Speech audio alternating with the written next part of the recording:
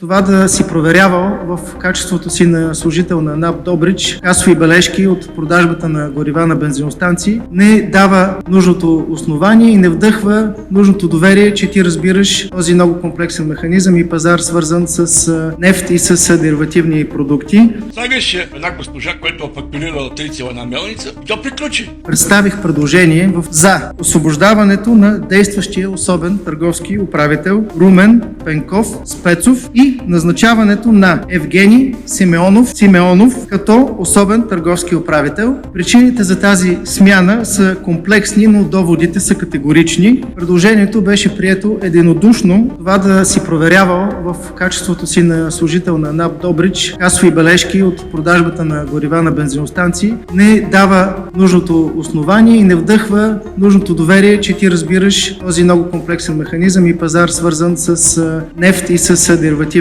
продукти. Гледна точка на прозрачност и на отчетност имаме липса на изпълнение от първия ден на назначението на господин Спецов до последният му ден, който е днес, до преди няколко часа. Първия ден има нормативно изискване да се даде един 6-месечен заздравителен план на всички дружества, които са част от правомощията на особения търговски управител. Такъв не е входиран. Съответно, до ден днешен ние нямаме нужната отчетност, национално представени доклади, които да имат нужното съдържание, така че да може държавата да регулира правилно този не е много лесен механизъм, който има ефект върху потребителската способност на всички нас. Истината рядко е това, което изглежда. Въпросът е, готов ли си да я видиш?